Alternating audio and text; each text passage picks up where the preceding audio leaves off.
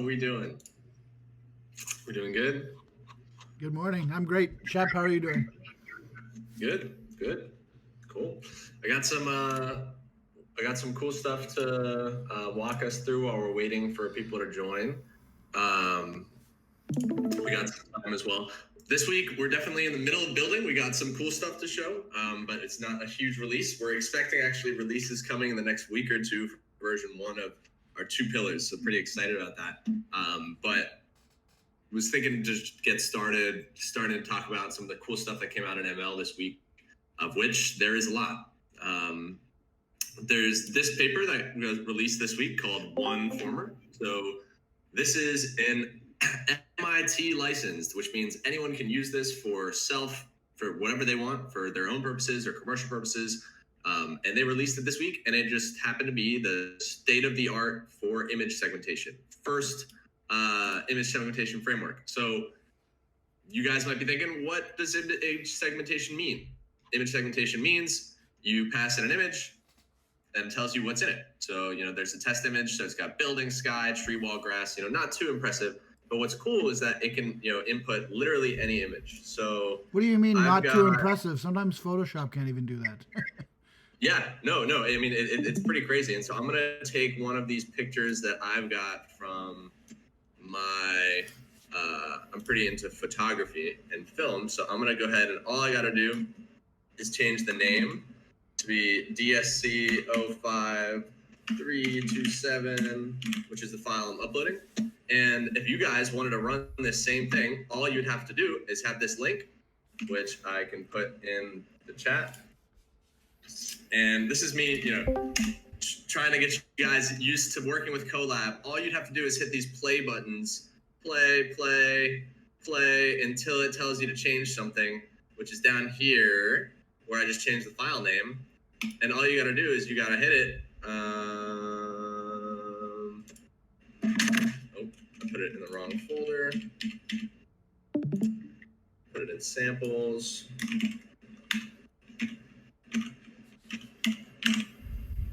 And you gotta go from there. All right, let's try that again. No? All right. We love that. I think it might be a pathing issue. So let's try this. We'll do it live! This is what happens when I try to use Google Colab. This is what you get? This is I always get the red play. Yeah.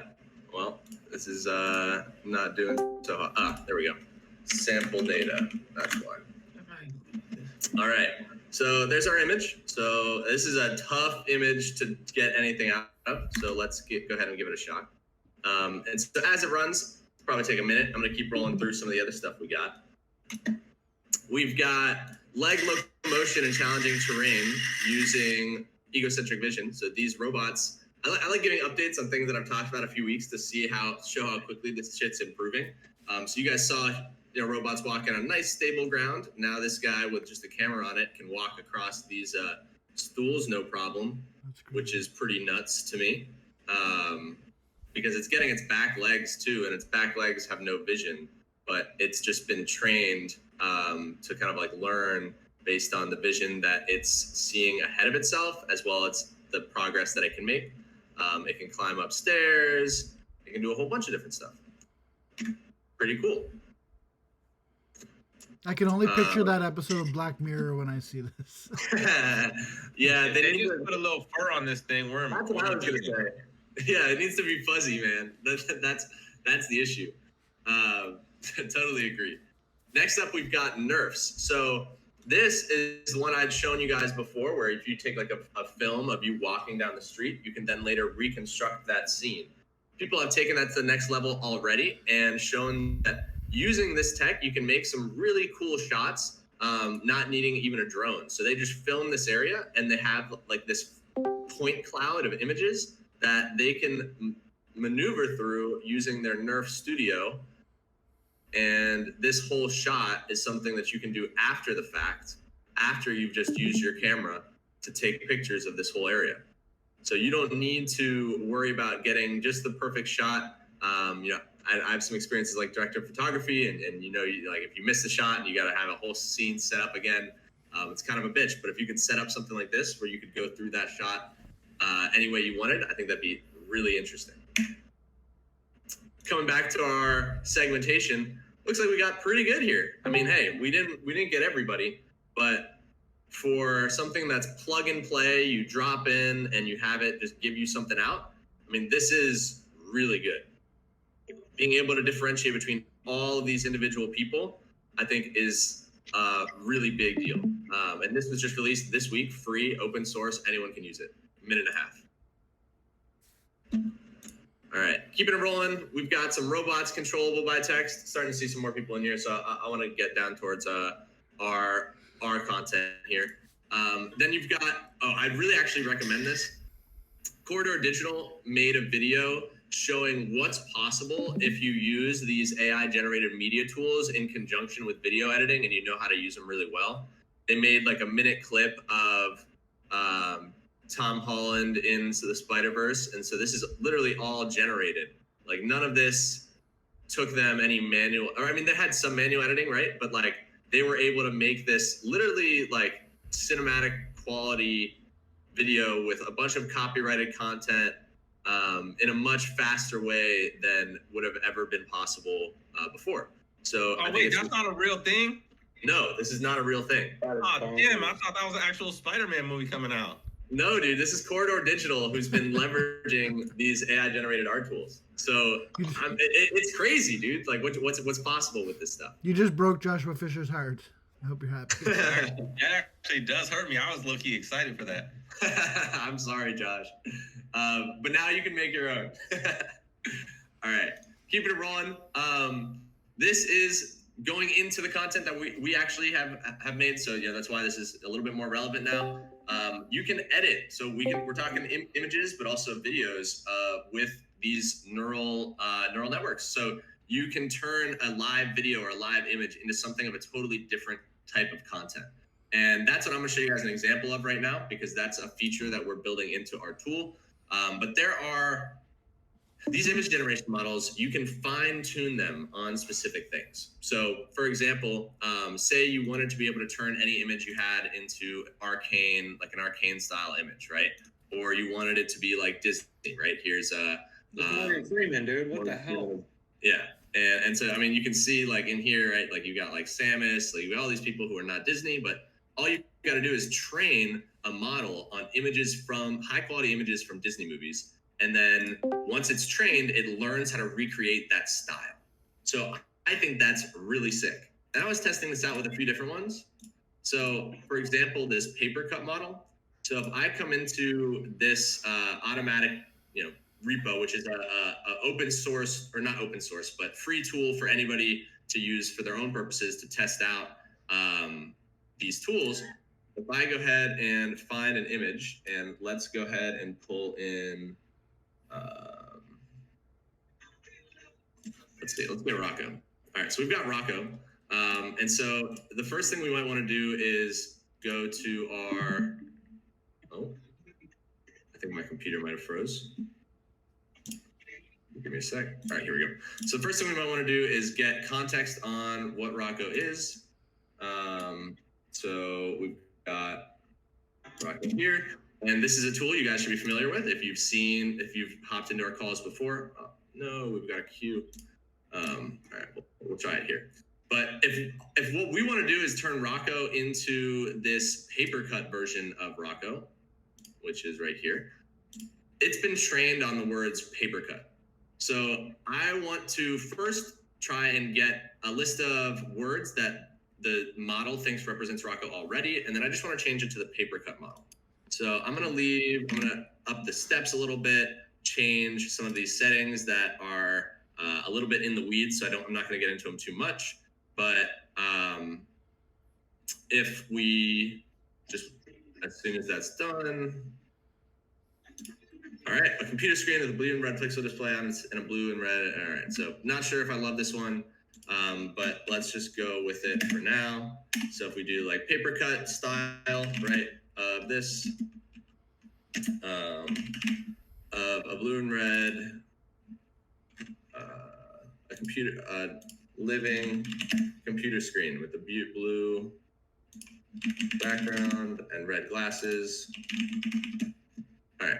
So if we do something like this, and you can make it a whole lot better by adding negative prompts, like I don't want blur, or I don't want any, I don't want any deformation, right?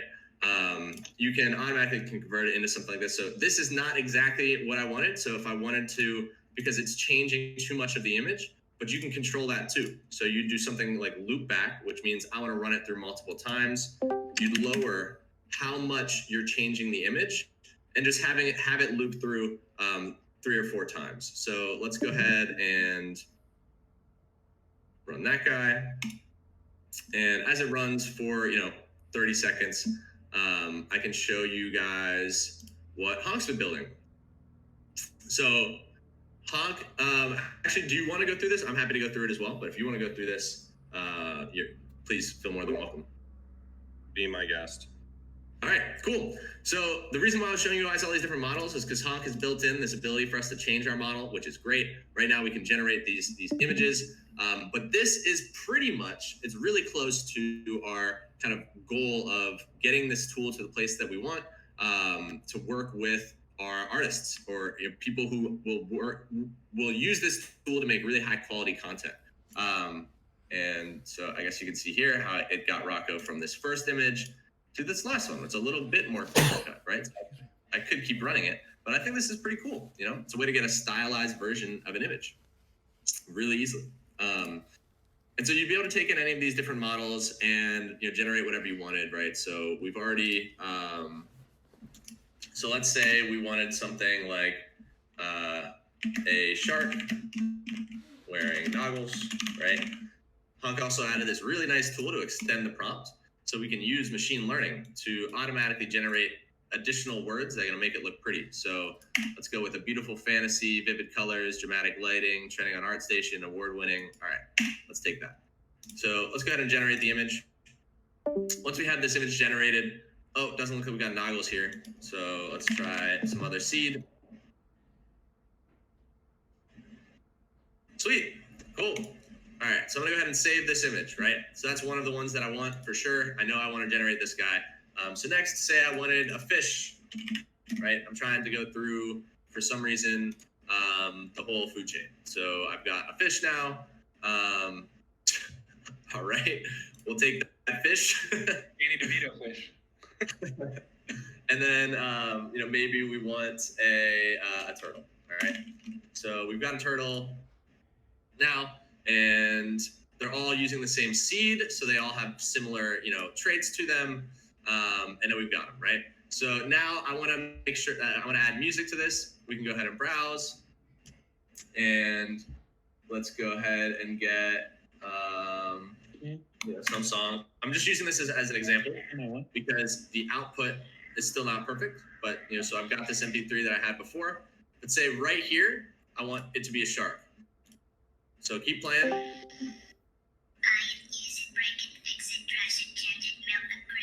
All right, right here, I want the fish to come up.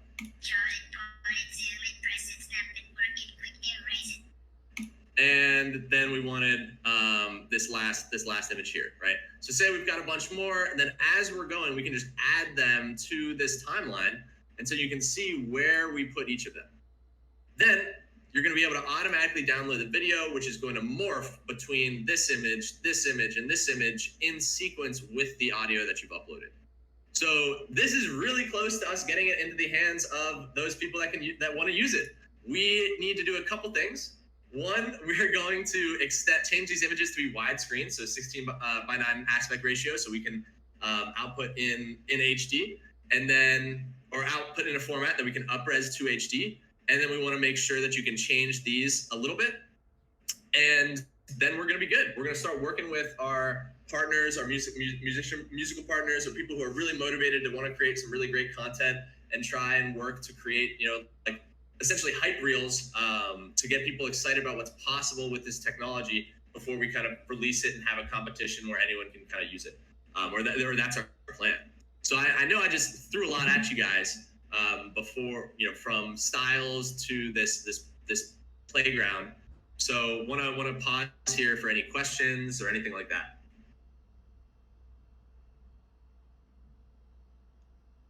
You talked about going 16 by 9. Will you be able to change the dimensions at will in time?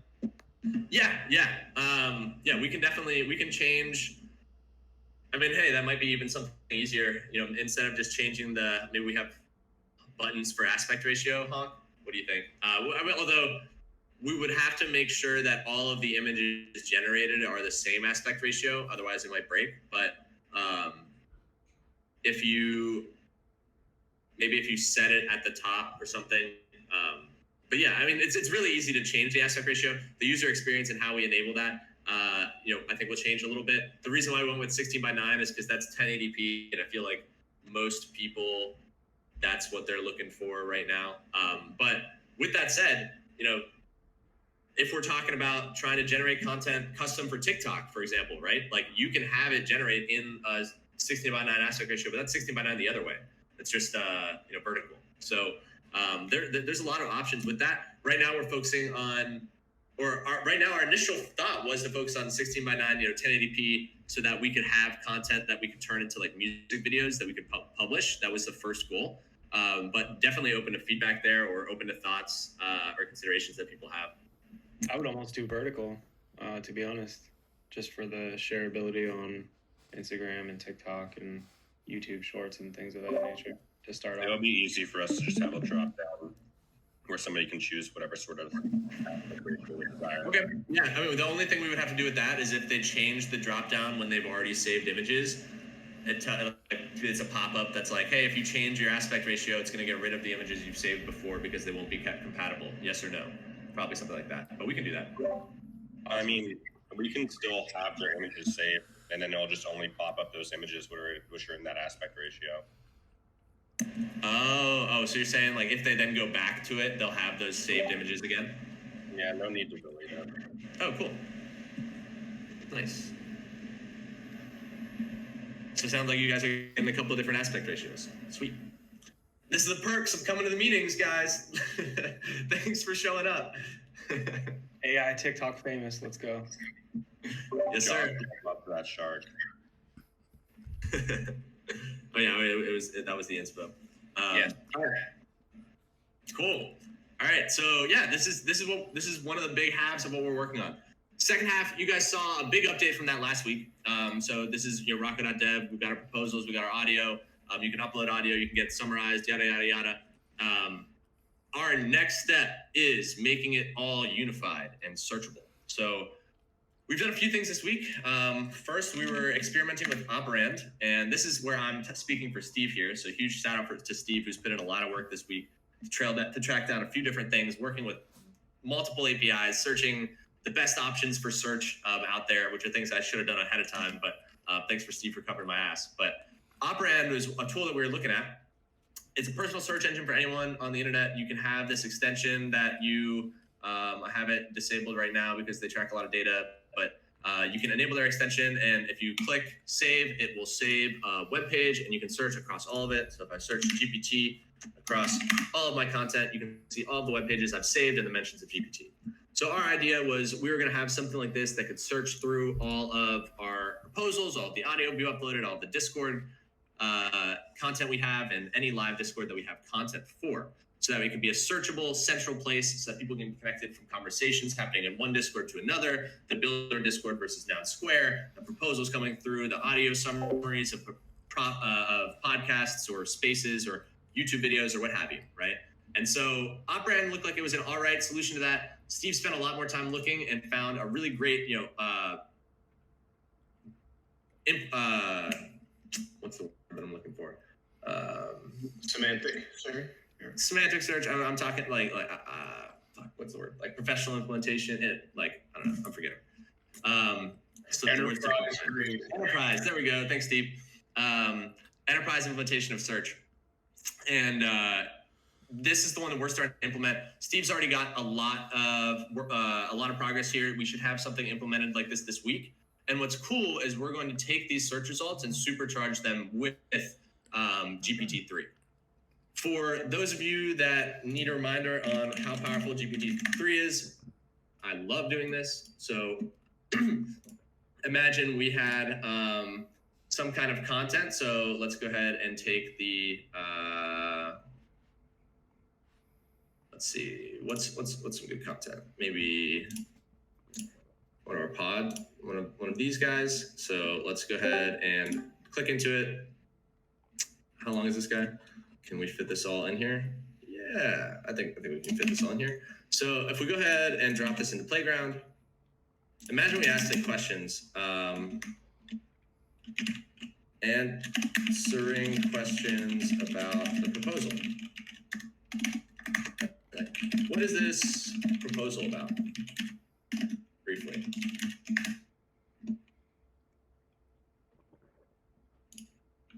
Cool. This proposal about the creation of a new pod called DCS. All right, awesome. You know, how many people are involved? There are 5 people involved in the proposal. All right. Who are they and what are their backgrounds?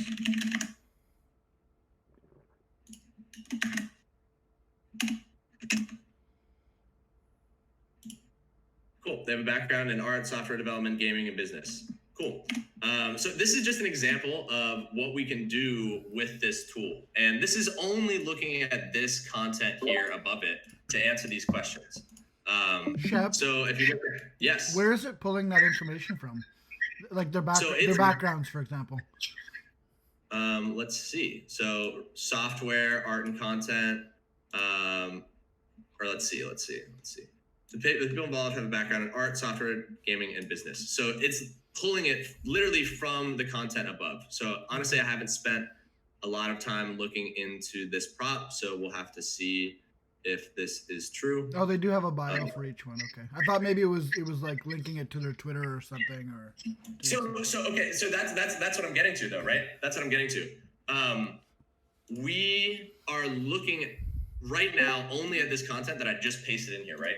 But we're trying to build something that is able to have this kind of, you know, user experience where you can ask questions about content that you're looking for, and it can answer across all the data that we have, right? So proposals. So we have proposals. We have audio recordings of, you know, the Noun Square, right? Or Noun House, or you know, any other, you know, videos that we've got, spaces, right? Like it can search across all of that and hopefully answer those questions. And then when you ask it, right, like, where can I find the information about the people involved so I can reach out? Hopefully, I have no idea what it's going to output here, but hopefully, sweet. So their Twitter and Discord handle in the proposal. So in theory, right, like if this is working and we have all this data, it's like, you know, in the proposal, and then it's like link, and you can click into this link, go see the proposal, find their Twitter and Discord, and reach out to them. That's part of this vision. that's cool. And hearing from Shefo, will Rock be open source to be able to use by sub-DAOs, prop houses? Yeah, so we're still working through exactly how to do that, but the goal is definitely about finding a way to empower people who have some level of trust to auto update the information pipelines coming in, right? So the way I'm envisioning it's like, you know, an RSS feed for those who are familiar, right? Like, or some kind of content that's spit out somewhere on the internet. Maybe it's like, hey, subscribe to this YouTube channel. So every time this YouTube channel puts something out, it automatically gets transcribed, summarized, and put into our knowledge base, right? Definitely seeing a future where we have that kind of open, like I build a tool for people to be able to define what that is coming in. But honestly, we are still in the process. I'm shocked because it's only been 3 weeks. You know, huge shout out to Steve and Honk and Martin who have been putting a lot of work to get this to where it is. But it's only been 3 weeks and they've already got something working like this. So I'm really excited that hopefully we can kind of make this proof of concept of accurately searching through and surfacing data from this kind of a little bit more narrow scope of data coming in, but across a multitude of modalities. So we've got the audio, we've got the proposals, hopefully we'll get video. And then search across all of that successfully. And if we can do that, then we can shift our focus to adding and having more people add into the data streams that are populating all of those responses. Because once we do that, we're also then going to need to add a way for people to filter through the responses or the content that they're getting, and kind of curate their own feeds based on what they're interested in. So it opens up kind of another bag of worms there, but definitely open to collaboration. And that's kind of like what the goal of this tool is, to be like a decentralized, centralized tool, right? A tool that anybody can use to add info, to have it all go to a centralized place, so that it's easy to query across all of it. And then it can leave you with information, right? Like, so here, sending you to a link or sending you to find the initial source of the content that it's answering from. And you can chase down the people who were in that discussion or where they had that discussion, whether it's in a certain Discord you didn't know was there, and there's like a trace back to connecting on Discord. Or I think that we're going to make sure that we can have everybody connect to some kind of email. There's not going to be a ton of validation. It could be whatever email you want, so that at worst case, anybody can directly email somebody who is related to the content that they had that they have questions about, to make sure that we can kind of keep those connections going and that we don't have any like dead knowledge, or try and reduce it to the best degree that we can.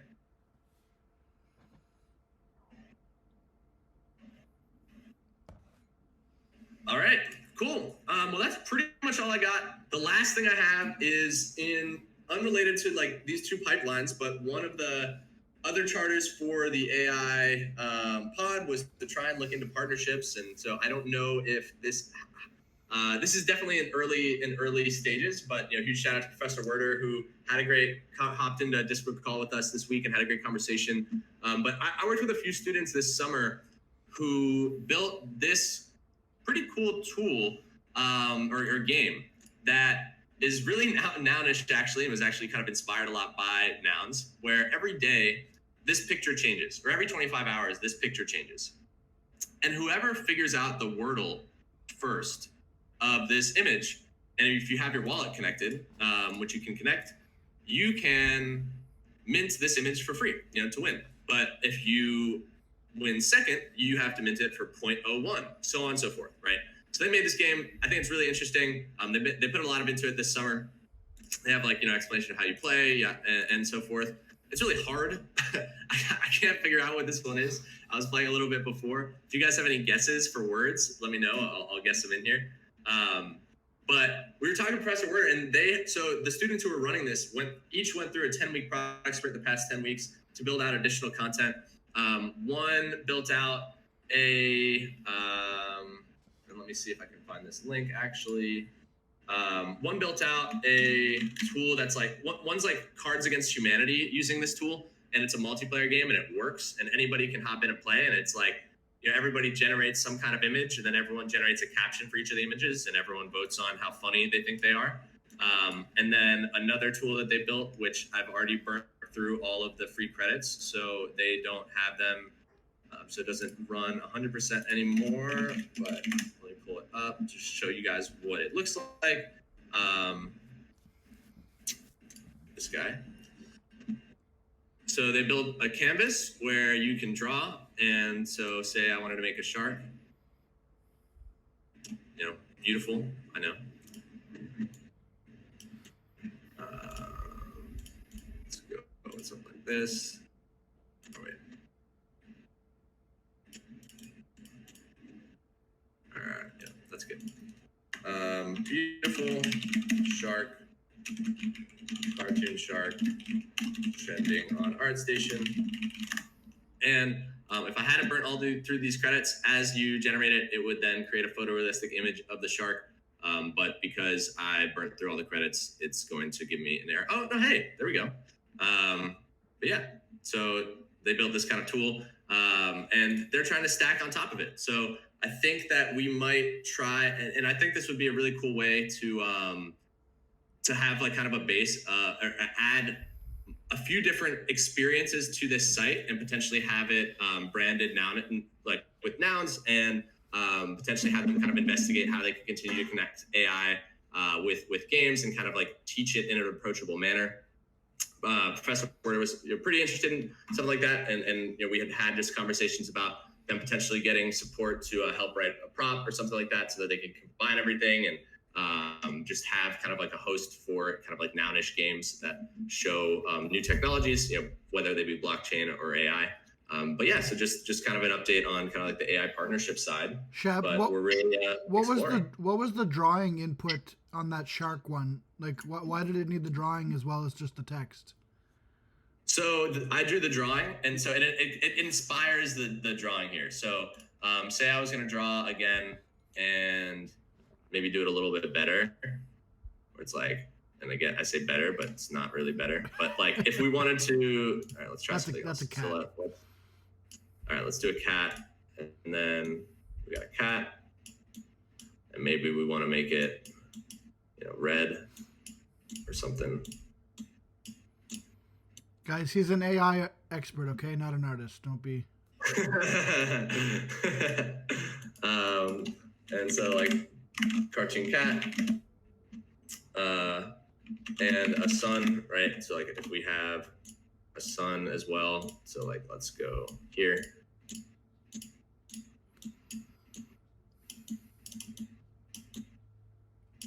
Like outside in the sun. And then maybe I want to have, a little flower or something over here. Right. All right, cool. So let's try that again. I feel like the prompt could be just this, but good. Kind of. I mean, sometimes. So the prompt not being good is actually why we're getting, a little bit different images here. But you can see that it's definitely inspired from it. That's cool. Although you probably need to have a better prompt in order to get it exactly what you want. I like how it thought your flower was another cat. They're like, I don't know, this guy doesn't really make cats. Yeah, I didn't put a flower in the prompt, right? So it's going to turn it into cat. But yeah, I mean, so they built this in like 10 weeks from scratch. So I was pretty excited about what they built. It's cool. You can draw, and like they've got a lot of like, you can expand your canvas or whatever. But Beautiful waves in Hawaii.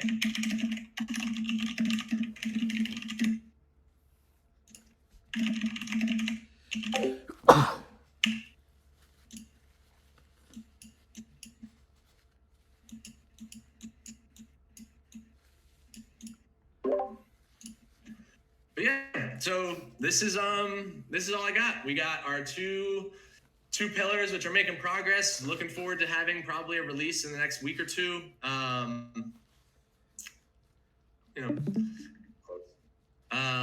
And then we also have, starting to look at partnerships for not only, our own like AI content, but also looking for start like having conversations with Josh and Woody and other musicians. I've got friends who are producers in LA, and one of my friends is a musician in Colorado. So just having conversations with them to see if they're interested in using the tool that we made.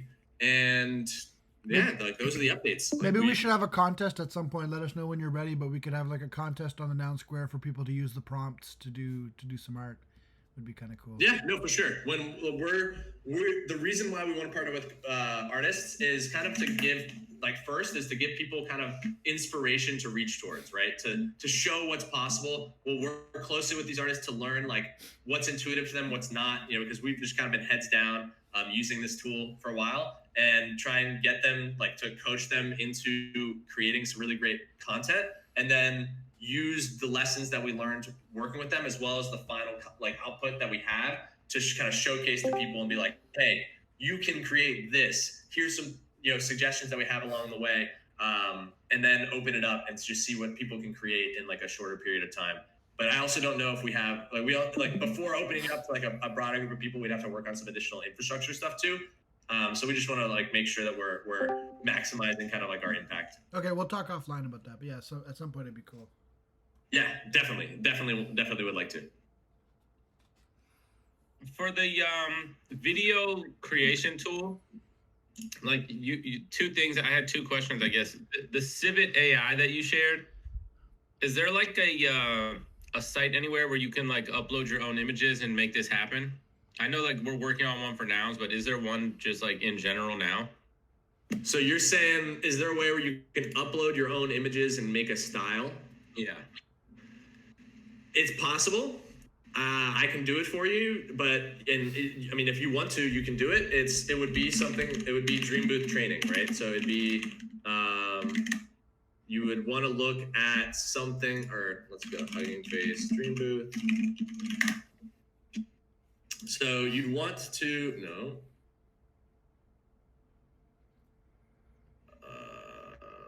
where is the page?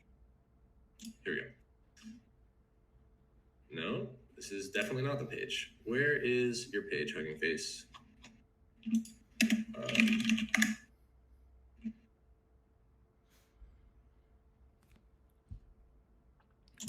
Rocco would have found it by now in the future. Yeah, I know. Maybe this is the page, but pretty much they have a way that you can train it, but it's just like the settings are not 100% easy to figure out. But with that said, like there's kind of a mix between a couple different things. So one, with these public tools, you can make a lot of really good content out of here. But then also and let me just stop my screen really quick, just to make sure that I don't open this and it's there. All right, it's not.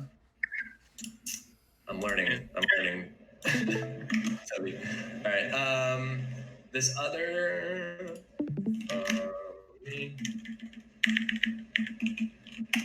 And I guess like a part 2 of that question is like, is that something we could put on the roadmap for the video thing? Because I think like artists it would be really cool to be able to like upload your own images and then have them like turned into different styles, like you were doing. Oh, you can do that already. That's. Oh, okay. So you're saying image to image. So being able to do like what we're doing here, where you take an image of yourself and have it turn into a different style.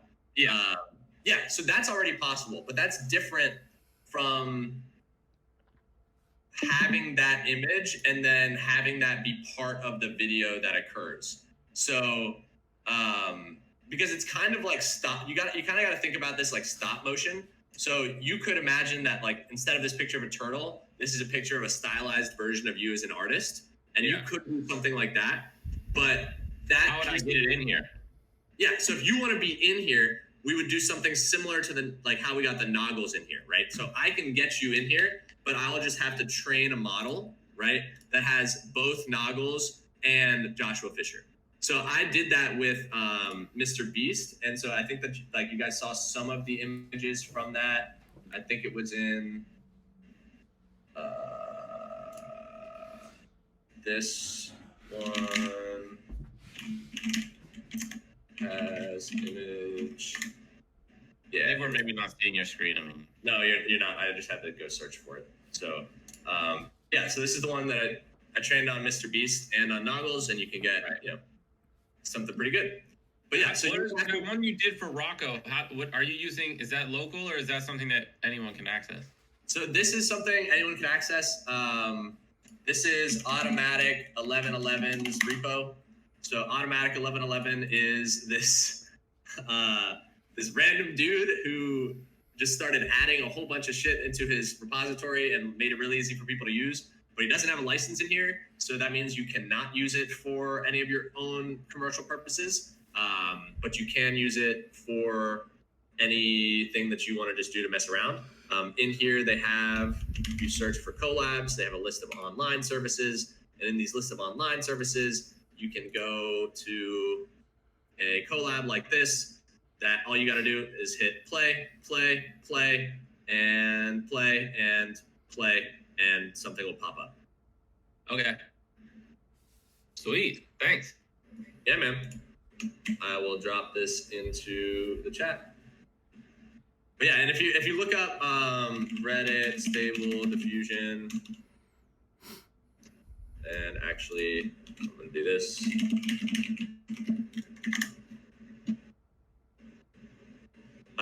You can see a lot of people, like there's a lot of resources on how you can do this. Looks like someone got some balloon art version going. But you can find, self-portraits, and a lot of them will tell you how to do a lot of this stuff, and how to start messing with it. So there's a whole community around these AI generated art content that is a lot on Reddit, a lot on Twitter. And if you are looking for people to follow on Twitter, you can definitely check my follows or my likes or whatever. I definitely have a lot of that content. But they talk also about how you can not only need to do image to image, like you can get a lot of this stuff out of here with prompts. So this person is an awesome person and has shared a lot of their prompts. Not everyone does, but say you wanted to create images with these silhouette wallpapers, you can have all of this content in here. So let's try and use these to generate a different version of Rocco. So we want this part gone, and then we want to replace of this guy. And let's put it at the back and see what we get. But yeah, so it's not only that you have to train on certain models. People are figuring out that you can use prompts as well to get good outputs. But the issue with the prompts is that sometimes it loses the context of what the image is actually supposed to be. And that's a known issue because of something called size of the models. And this is something I've shown before in previous calls. But we're probably using smaller models with these Stable Diffusion because it's something that's accessible to everybody. But we're probably, in the size of like here. So if we're trying to generate a portrait photo of a kangaroo wearing an orange hoodie and blue sunglasses standing on the grass in front of the Sydney Opera House holding a sign on the chest that says "Welcome, friends," we're probably here or maybe here. But if you had a big enough model, you can get this quality. So it's coming. It's just at a level that's accessible to everyone in a really easy format. It's not quite there yet. Like 2 weeks or something, you think? Kangaroo was so sad looking. A little bit more than that. So it looks like it's starting to get to that content. If we wanted to add how much noise it was adding for each one, we'd go for something like that. Maybe give it another loop. And so yeah, that kangaroo looked a little sad. I mean, there's happy though. Yo, that's crazy. But yeah, guys. So that's what we got. That's this week. A lot of updates, every week. Really proud of the team to put in the work that's needed to have updates to give you guys every week. It's definitely moving quick, like real fast, and I'm very positively encouraged by the quality as well as we're going. So I'm excited. Thanks for The coming to give scale us of these those updates. models, is that in relation to copyright issues, or why are they trained up to that level? Just to make it easy to use. So these right now, the way that people are using these tools are either on their local computers or at most on Colab. Colab has the free version of Colab has GPUs with about 16 gigabytes of RAM of GPU RAM, and if you make a model that's too big, it can't fit in that. So pretty much Stable Diffusion made the trade-off of slight quality and context for portability. Anybody with 8 gigabytes of storage and a computer with 1 gigabyte of VRAM, which is most, can technically run Stable Diffusion on it. So it's about like democratization of access versus pushing for the best quality. Great question, though. That's so weird. Now the Ethereum symbol looks like 0x hindsight's PFP. You know what I'm talking about? It looks exactly like his PFP. It's so weird. For sure. Even Rocco's surprised. This is all so crazy, man. Thank you for always giving the dope updates, and you guys are just doing the best shit. This is awesome. Thank you guys for showing up. I mean, that's why we do it. Oops. Especially you, Tony. Especially me. Best host ever. I don't think I did anything. I just recorded the screen, but thank you. That's what a good host does. So humble. No, I appreciate you guys coming to give this talk every week in our Discord. It's been awesome. Thank you, Tony, for organizing every week. No problemo. We'll see you guys back here next week. Thanks, everyone. And those of you who joined on Twitter this time, come join us in Discord next time. It's much more fun. Adios. Bye, everyone. Later.